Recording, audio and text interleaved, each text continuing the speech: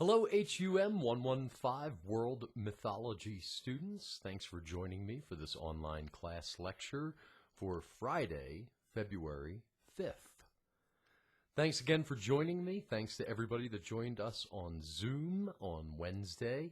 Again, we will be proceeding until further notice in this way, where on Mondays and Fridays you are provided this kind of a course lecture and materials to take in. And on Wednesdays, we will gather via Zoom. Again, please, if you can get a webcam, I would much appreciate your participation. Technology, right? Spread the word, as my mug says. This advertises RCA's Telegram service in the late 1970s out of New Jersey. Yeah, Telegram. And yet here we are, operating a college over D2L. Let me make mention on D2L that your first discussion paper is due on February 12th at 3 p.m. You are welcome to discuss any ancient Greek or Roman myth. I'm going to cover a story that encompasses a few different people's myths today. So you'll be able to use that. If you have not yet started that discussion paper, please remember that I can't accept late work. Everybody's got the chance to hand anything in very early. So please acknowledge that deadline of February 12th. Hey, that's next week, right? Today's Friday. The 12th is next week, so you might as well get this done this weekend. Perhaps you would like to write about the myth of Daphne and Apollo and Cupid. Cupid plays a big role in this story. Boy, these stories are so entangled with one another that the more we can pull them out of their context, the better or maybe more fun we can have with them. And that's why today I sought to literally pull a story out of Bulfinch's mythology and implant it into a discussion on D2L. If you go under discussions, or if you go under Unit 1, under content, you will see Apollo and Daphne. You will see Apollo and Daphne listed under a discussion, right? It is a discussion. And inside of the description of that discussion is the whole excerpt from Bulfinch. I cut and pasted right out of Gutenberg.org for your benefit. Therefore, we don't have to talk about page numbers or scroll down or blah, blah, blah. So you can see right there in that discussion my instructions to you today. Read the excerpt from Bulfinch's mythology below. Then, in a few short sentences, describe what strikes you about this passage. How does the myth of Apollo and Daphne and Cupid explain love? Or not? Yes, I make that face when the word love comes up. Have you ever been in love? I mean, we're not talking about love parent to child or love for one another as humans. We're talking about amorous love, Valentine's Day love. Here in the month of February, Valentine's Day is something that sometimes people are thinking about. How does the myth of Cupid and Apollo and Daphne help explain amorous love in ancient Greek mythology? Hey, I'm not going to explain the entire myth to you. It's a little complicated and a little weird. Oh, would you like to see a different version of it? There's a Lego version also posted to D2L for your viewing pleasure. It's about 7 minutes long, and it was not created for any class project, as many videos on YouTube are, but in fact just somebody's diligent work. It's pretty cool. It's got subtitles, so you're going to have to read it. But say you're traveling as part of a sports team's match this weekend, you can still check out a YouTube video, right? Excellent, just as you are checking out this video. Hey, and you can also access this D2L via your electronic device, I'm sure. So Apollo and Daphne. Daphne was Apollo's first love, writes Bullfinch. It was not brought about by accident, but by the malice of Cupid. What does the word malice mean? Malice. My grandmother taught me a card game called Spite and Malice.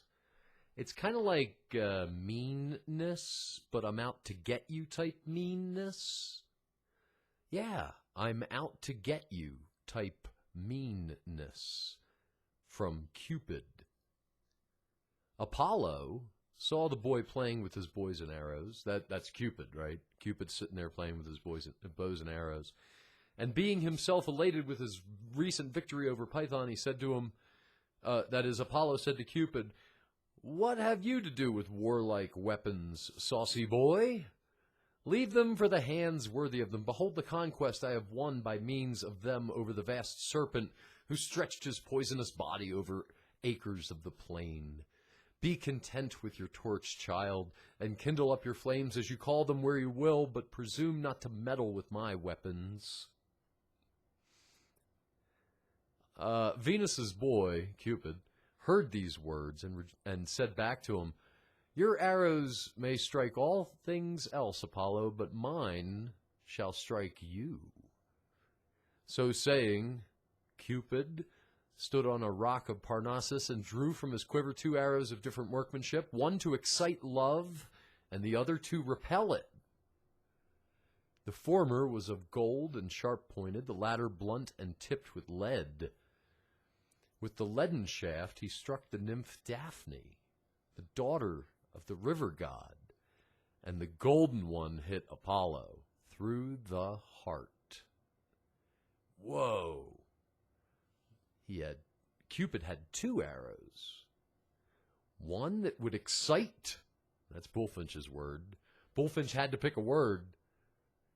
An arrow that would excite love, and another arrow that would repel it. And each arrow hits somebody. What happens next? Well, Daphne, the daughter of the river god, she got hit with the arrow that had a lead tip. Forthright, the god was seized with love for the maiden, and she abhorred the thought of loving. Oh my goodness. So Apollo sees Daphne, immediately was like, whoa. He falls in love with her, and she wants nothing to do with him. Her delight was in woodland sports and in the spoils of the chase. Many lovers sought her, but she spurned them all, ranging the woods and taking no thought of Cupid.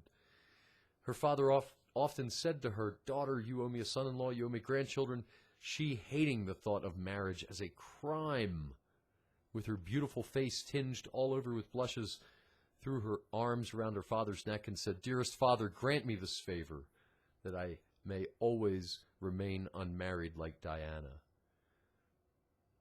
Oh, what happens with these arrows? I'm not going to tell you the whole story because you're reading it already. You're reading it along with me. I took Bullfinch's mythology, that chunk of it, telling you just this one story, and stuck it inside of a discussion forum on D2L. What I'm asking you to do now is to read the rest of this and give us your thoughts. Have you ever been struck by either arrow? How are you feeling these days? How do you explain that whole falling in love feeling? Hey, that's kind of personal. So be careful with your sentences, but also be honest with your peers and me. It's more interesting to think about how we can relate these myths to our own lives than it is for me to want to make you memorize the name of the river god. Right? It's coming up on Valentine's Day.